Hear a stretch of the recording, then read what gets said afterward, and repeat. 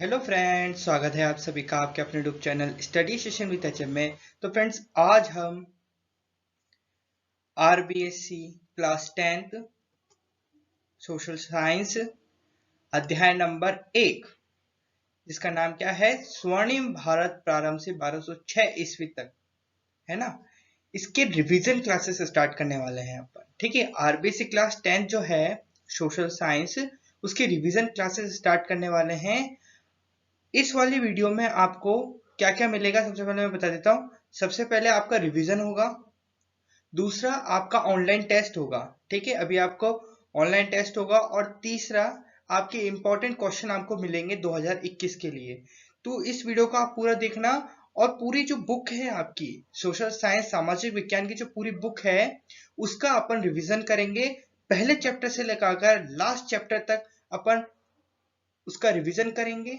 ठीक है, उसमें से इंपॉर्टेंट क्वेश्चन देखेंगे और उसका ऑनलाइन टेस्ट होगा। ठीक है, एक ही वीडियो में। तो ध्यान देना, आज की इस वीडियो को स्टार्ट करते हैं चैप्टर नंबर 1 से। ठीक है, अपन रिवीजन किस बात का करेंगे, कौन से प्रश्नों का करेंगे? हम रिवीजन करेंगे जो इस बार 2021 में अपने नए सिलेबस में जोड़ा गया है, एमसीक्यू क्वेश्चंस, यानी कि बहुचयनात्मक प्रश्नों का अपन क्या करेंगे, रिवीजन करेंगे। ठीक है, पार्ट 1 लगाकर लास्ट तक के, है ना। पूरे बुक को एक बार कवर करेंगे अपन। इसलिए आपसे अनुरोध है कि इस वीडियो को शेयर करें अपने दोस्तों के साथ, जितने भी आपके परम मित्र हैं उनके साथ शेयर करें, ताकि उनका भी लाभ हो सके। और जो आपको ऐसा लगता है कि फेल होने तक का है, मतलब पास नहीं हो सकता, तो उससे भी शेयर करें ताकि उसका भी फायदा हो सके। ठीक है, तो लाइक और सब्सक्राइब तो आपको करना ही है, और आपको कमेंट में ये जरूर लिखना है कि आज का जो ये टेस्ट होगा, आपका ऑनलाइन टेस्ट, इसमें आपके कितने मार्क्स आए हैं। ठीक है, 10 प्रश्न होंगे टोटल। उसमें से मैं जानना चाहूंगा कि 10 में से आपके कितने अच्छे नंबर आए। तो मुझे जरूर, जो जो इस वीडियो को देख रहा है, इस लाइव सेशन को देख रहा है, उससे सबसे अनुरोध है कि अपने कमेंट बॉक्स में मार्क्स जरूर लिखें। ठीक है, सर मुझे इतने आए, सर मुझे इतने आए। ठीक है, तो इस लाइव सेशन में अपन किसी भी कमेंट पर ध्यान नहीं देंगे। लाइव सेशन खत्म होने के बाद जो भी आपकी कौतूहल है यानी प्रश्न है, उन पर अपन चर्चा करेंगे। क्लियर है? तो सबसे पहला पार्ट है अपना स्वर्णिम भारत प्रारंभ से। इसके अपन स्टार्ट करेंगे बहुचयनात्मक प्रश्न। आपको अपने बोर्ड पर दिख रहा होगा बहुचयनात्मक प्रश्न। तो सबसे पहला प्रश्न आपकी स्क्रीन पर आपके समक्ष रखा गया है, मौर्य वंश का संस्थापक कौन था? इसके ऑप्शन 4 आपके समक्ष हैं, चंद्रगुप्त मौर्य, अशोक, बिंदुसार और समुद्रगुप्त मौर्य। ये सवाल पूरा करने के लिए आपको 10 सेकंड दिए जाएंगे। चलिए, आपका टाइम स्टार्ट होता है अब।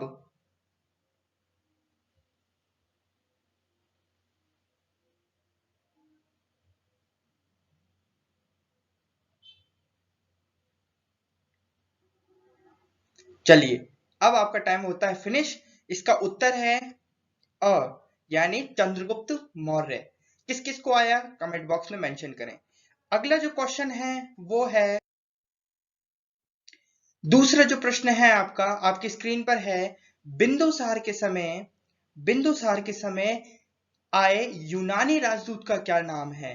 बिंदुसार के समय आए यूनानी राजदूत का क्या नाम है, लिखिए। तो आपके ऑप्शंस हैं, सेल्यूकस, दूसरा डेरियस, तीसरा डायमेकस और चौथा एंटीयूकस। इसको प्रश्न को सॉल्व करने के लिए आपके पास 10 सेकंड है। चलिए, आपका टाइम स्टार्ट होता है अब।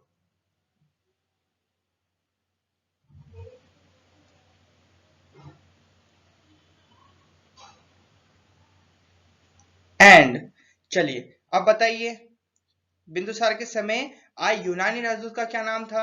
ये नाम था स, यानी डायमेकस। डायमेकस जो था वो बिंदुसार के समय आए यूनानी राजदूत था। ठीक है, तो इसका सही उत्तर क्या हो जाएगा, डायमेकस हो जाएगा, जैसा कि आपको अपनी स्क्रीन पे दिख रहा होगा। अब अपन चलते हैं तीसरे प्रश्न पर, जो चंद्रगुप्त मौर्य का पुत्र तथा उत्तराधिकारी कौन था? जो चंद्रगुप्त मौर्य था, उसका पुत्र तथा उत्तराधिकारी कौन था? ये आपके सामने ऑप्शंस हैं, पहला महेंद्र, दूसरा बिंदुसार, तीसरा अशोक और चौथा कुणाल। तो इस प्रश्न को सॉल्व करने के लिए आपके पास कितने सेकंड्स हैं? 10 सेकंड्स हैं, और आपका टाइम स्टार्ट होता है अब। 8, 7, 6, 5, 4, 3, 2, 1। चलिए, चंद्रगुप्त मौर्य का पुत्र तथा उत्तराधिकारी कौन था, बताइए। इसका सही उत्तर होगा ब यानी बिंदुसार। जो चंद्रगुप्त मौर्य का जो पुत्र था वो कौन था, बिंदुसार था, और उसका उत्तराधिकार भी वही था। अब आपके समक्ष चौथा जो प्रश्न है आपकी स्क्रीन पर। बौद्ध धर्म स्वीकार करने से पूर्व राजतरंगिणी के अनुसार अशोक किसका उपासक था। हम जानते हैं अशोक ने बौद्ध धर्म को अपनाया था, और उससे पहले वो किस धर्म का अनुयायी था वो आपसे पूछा है। और एक पुस्तक का नाम भी आपके समक्ष लिखा है, राजतरंगिणी। क्या लिखा है, राजतरंगिणी। तो इसके अनुसार जो अशोक था बौद्ध धर्म स्वीकार करने से पहले किस धर्म का उपासक था। ठीक है, ये किसका उपासक था, कौन से देवता का उपासक था। तो आपके समक्ष चार ऑप्शंस हैं। पहला गणेश, दूसरा नंदी, तीसरा देवी दुर्गा, और चौथा शिव। तो इस प्रश्न को सॉल्व करने के लिए आपके पास 10 सेकंड है, और आपका टाइम स्टार्ट होता है अब।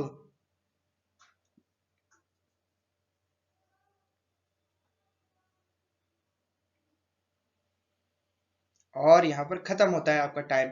बौद्ध धर्म स्वीकार करने से पूर्व राजतरंगिणी के अनुसार अशोक किसका उपासक था, किसका उपासक था, शिव का, शिव उपासक था। ध्यान देना, शिव का उपासक था। चलिए, अब आपके पांचवें प्रश्न पर चलते हैं। जल्दी से देख लीजिए क्या है। अशोक ने मनुष्य की नैतिक उन्नति हेतु, अशोक ने अपनी नैतिक, मनुष्य की नैतिक उन्नति हेतु जिन आदर्शों का प्रतिपादन किया उन्हें क्या कहा गया है। दसों बार, हजारों बार हमने इस बात को पढ़ा है। क्या है, चार ऑप्शन है आपके पास, चुनकर बताइए। पहला चापार, दूसरा धम्म, तीसरा कर्ण, और चौथा इनमें से कोई भी नहीं। इस प्रश्न को सॉल्व करने के लिए आपके पास 10 सेकंड है, जो कि आपका टाइम स्टार्ट होता है अब।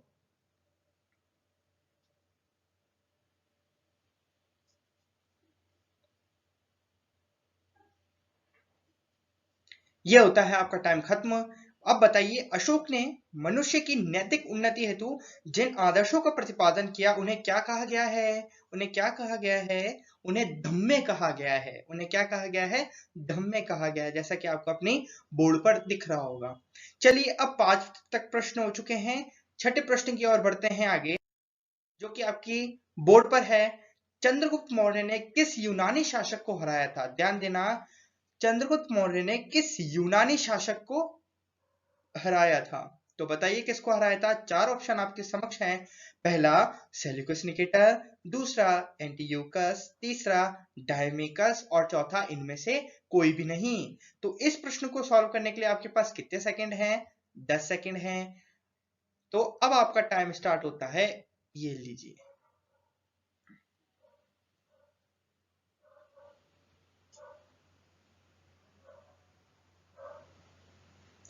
और आपका टाइम होता है अब खत्म।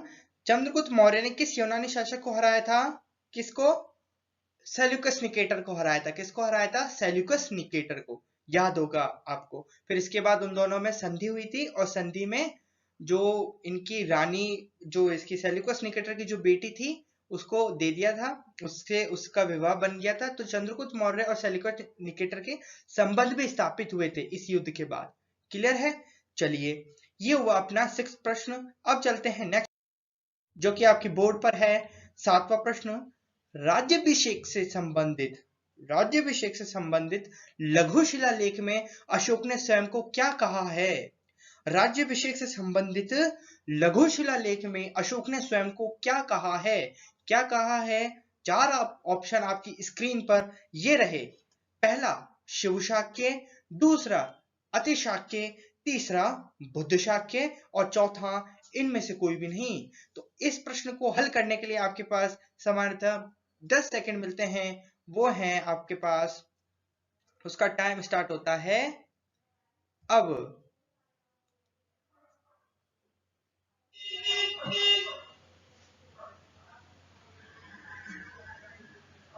और यहां पर आपका टाइम होता है खत्म, और इसका सही उत्तर है राज्याभिषेक से संबंधित लघु शिलालेख में अशोक ने स्वयं को क्या कहा है, बुद्ध शाक्य कहा है। क्या कहा है, बुद्ध शाक्य। ठीक है। तो चलिए नेक्स्ट क्वेश्चन की ओर बढ़ते हैं। क्वेश्चन आपकी बोर्ड पर है। 8वां, निम्न में से किसे अशोक ने अभिलेखों को पढ़ने में सर्वप्रथम सफलता प्राप्त हुई? निम्न में से किसे अशोक के अभिलेखों को पढ़ने में सर्वप्रथम सफलता प्राप्त हुई? तो आपके 4 ऑप्शन आपके समझ रखे गए हैं। पहला ऑप्शन है जेम्स हैरी, दूसरा ऑप्शन है तीसरा ऑप्शन है डेरियस प्रथम और चौथा ऑप्शन है जेम्स प्रिंसेप। तो बताइए इसका सही उत्तर क्या है? 10 सेकंड आपको देता हूं, उत्तर खोज कर मुझे बताइए।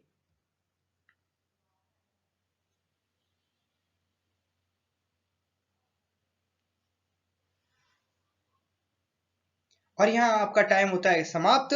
और इसका जो सही उत्तर है वो है निम्न में से किसे अशोक के अभिलेखों को पढ़ने में सर्वप्रथम सफलता प्राप्त हुई? अशोक के अभिलेखों को सबसे पहले किसने पढ़ा था? वो है हमारे पास जेम्स प्रिंसेप। जेम्स प्रिंसेप ने सर्वप्रथम अशोक के अभिलेखों को पढ़ने में सफलता प्राप्त की थी। तो ये था अपना 8वां प्रश्न।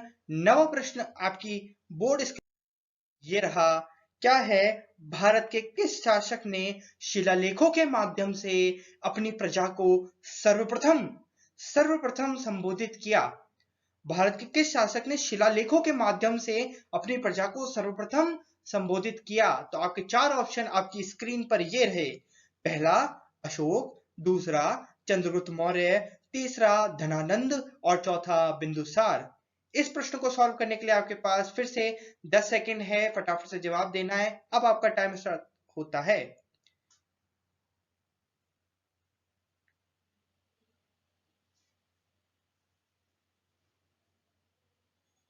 और यहां पर आपका टाइम होता है समाप्त।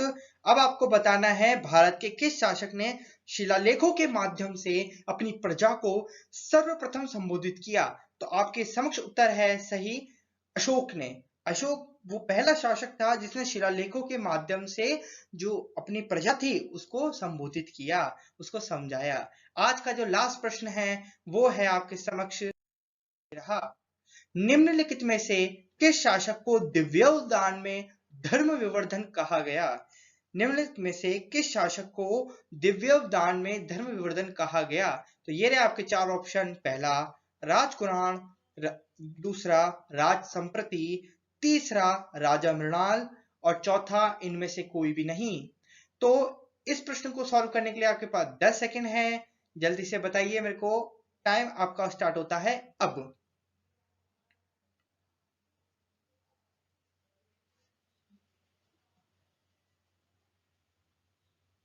और यहाँ पर आपका टाइम समाप्त होता है। तो बताइए निम्नलिखित में से किस शासक को दिव्योदान में धर्म विवर्धन कहा गया? इसका सही उत्तर आपको आपकी स्क्रीन पर दिखेगा, दिया गया है राजा कुणाल। राजा कुणाल को दिव्योदान में धर्म विवर्धन कहा गया है। तो आज की इस वीडियो को यहीं समाप्त करते हैं। यदि आपने पूरा वीडियो को देखा है और आपको वीडियो अच्छी लगी है तो प्लीज वीडियो को लाइक करना, चैनल को सब्सक्राइब करना और ऐसे ही वीडियो आगे और आएगी। और ये लाइव सेशन जो है इसका समय रहेगा शाम को 6 बजे। ठीक है, डेली अब आने वाली है, मिस नहीं करनी है एक भी वीडियो को। क्लियर है? 6 बजे इसका टाइम रहेगा वीडियो का। तो रोज अटेंड करना है आपको इस क्लास को। और पूरे आपकी जो बुक है, होल जो पूरी की पूरी बुक है वो कंप्लीट हो जाएगी।